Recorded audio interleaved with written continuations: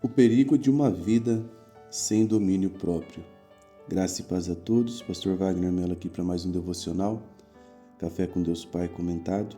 No devocional de hoje, vamos comentar o texto de Provérbios, capítulo 25, verso 28, que diz: Como a cidade com os muros derrubados, assim é quem não sabe dominar-se. Nos tempos bíblicos, os muros eram essenciais para proteger uma cidade contra os inimigos. Uma cidade sem muros, ela ficava vulnerável a qualquer ataque. Salomão ele usa essa imagem para mostrar a condição de uma pessoa que não exerce domínio sobre si mesma. Quem não controla suas emoções, palavras e desejos, abre brechas para o pecado e para a destruição. O maior inimigo de uma pessoa nem sempre está do lado de fora.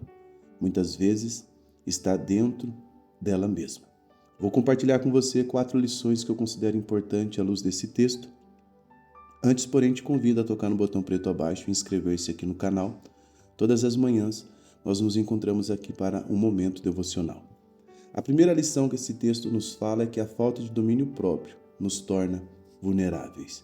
Pois o texto diz, como a cidade com os muros derrubados.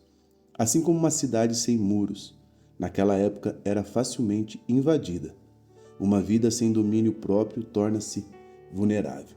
1 Pedro, capítulo 5, verso 8 diz: Sejam sóbrios e vigilantes. O diabo, o inimigo de vocês, anda em derredor, como o leão que ruge, procurando alguém para devorar.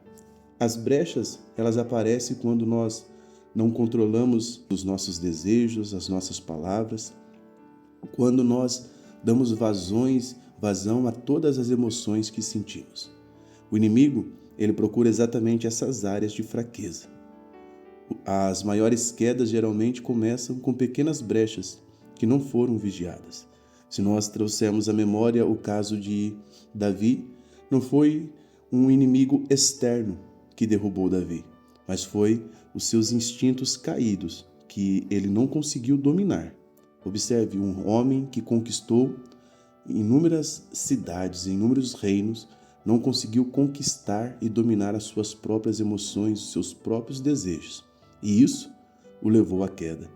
A falta de domínio próprio, nós precisamos entender algo. O poder, ele nunca fica sem mãos. Se você não controlar, não dominar, não exercer poder sobre a sua vida, outras pessoas irão exercer ou as suas emoções irão exercer. A segunda lição é que o domínio próprio ele é uma evidência da maturidade espiritual. Se você abrir a sua Bíblia em Gálatas, capítulo 5, verso 22, diz: Mas o fruto do Espírito é amor, alegria, paz, paciência, benignidade, bondade, fidelidade, mansidão e domínio próprio. Contra essas coisas não há lei. Observa que o fruto do Espírito é. Eu já fiz um vídeo aqui no canal onde nós mergulhamos profundamente estudando sobre o fruto do Espírito. Mas só para você entender, não tem como um fruto nascer pela metade. Então não tem como eu e você dizer eu tenho fruto do Espírito, mas você não exerce o controle sobre a ira, você não tem alegria, não tem paz, não é benigno. Porque o fruto, ele é gerado por completo. Então todo ser humano que tem o fruto do Espírito, ele por si só também tem o domínio próprio. O domínio próprio não é apenas força de vontade, é a ação do Espírito na vida do cristão. Uma pessoa madura aprende a controlar pelo menos 4 coisas na sua vida: as suas reações, os seus impulsos, suas palavras. Aprende a controlar suas decisões. Quanto mais andamos com Deus, mais aprendemos a governar o nosso coração. Observe que eu não disse que você aprende a controlar os seus sentimentos. Não tem como você dizer assim, não estou com raiva se você está com raiva. Não existe isso. Mas tem como você controlar o que você faz com a sua raiva. A Bíblia diz, não se põe o sol sobre a vossa ira. Você pode estar com raiva e decidir não agir sobre aquela raiva, sobre aquele momento de ira. Porque quem é governado pelo Espírito não precisa ser governado pelos seus impulsos. Tito, capítulo 2, verso 11 e 12 diz, a graça de Deus se manifestou. E como é que a graça se manifestou à luz de Tito? Educando para que, observe, A graça de Deus, ela se manifesta educando. Isso significa que é um aprendizado diário. Dia após dia, passo após passo. Em 2 Timóteo 1,7, Paulo diz: porque Deus não nos deu o espírito de covardia, mas de poder, de amor e de moderação. Moderação fala-nos de termos controle sobre os nossos instintos. Nós somos, por natureza, filhos da ira, mas a graça de Deus nos alcançou e nos permitiu sermos filhos de Deus. Mas enquanto vivemos nesse mundo, nós somos habitados pelas duas naturezas, a natureza a velha e a nova. A nova natureza, ela busca as coisas que são do alto, deseja Deus, deseja o reino. A velha natureza deseja o pecado, deseja satisfazer as concupiscências dos olhos, da carne. E quem é que vai vencer nessa batalha? Aquele que você alimentar. Hoje o céu está te perguntando: quem você tem alimentado? Você tem alimentado a nova natureza gerada em Cristo através de oração, estudo da palavra, jejum, santificação, reuniões na igreja? Ou você tem alimentado a velha natureza, a qual, quando nós produzimos baseado na velha natureza, ela destrói, irmãos, em 1 minuto, coisas que a nova natureza demorou anos para reconstruir, para construir. A velha natureza joga por terra. A terceira lição que nós temos aqui é que o coração precisa ser guardado constantemente.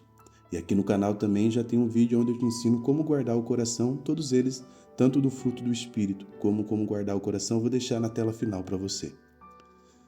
Provérbios capítulo 4, verso 23 diz: sobre tudo que se deve guardar, guarde bem o seu coração. Por quê? Porque dele procede as fontes da vida. Domínio próprio, ele começa no coração. Antes de controlar as atitudes, precisamos vigiar os nossos pensamentos. Antes de nos preocuparmos com o externo, nós temos que nos preocupar com o que nós estamos carregando dentro. Eu já ensinei aqui também que no tabernáculo, quando foi haver a inauguração do tabernáculo, que tinham 3 partes, o santo do santo, o santo e o pátio, embora era mais fácil colocar as primeiras mobílias, o texto diz que a primeira mobília a ser colocada dentro do tabernáculo foi a Arca da Aliança, no Santo do Santo. Isso aponta para quê? Aponta para a forma que Deus deseja trabalhar em nós. Deus não quer trabalhar em nós de fora para dentro, mas sim de dentro para fora. Quando a transformação vem de dentro para fora, você não precisa dizer para a pessoa: pare com isso, não frequente esse tal lugar, deixe essa amizade, não. Porque quando o Espírito Santo vai agindo de dentro para fora, ele vai restaurando a nossa cosmovisão, a nossa maneira de viver. Então, nós devemos guardar o nosso coração, a nossa mente, a nossa língua, sempre estar vigiando as intenções. Quem aprende, irmãos, a vigiar o interior, evita muitos problemas no exterior. Será que você pode declarar comigo essa frase aqui nos comentários? Quem aprende a vigiar o interior evita muitos problemas no exterior. Desde já agradeço você que esteve comigo até esse momento e te convido a entrar no nosso grupo no WhatsApp para que você possa receber os devocionais que postamos aqui no canal. Curta, comente, compartilha e aqui eu vou deixar para você sobre o fruto do Espírito e como guardar o seu coração. Deus te abençoe. Forte abraço.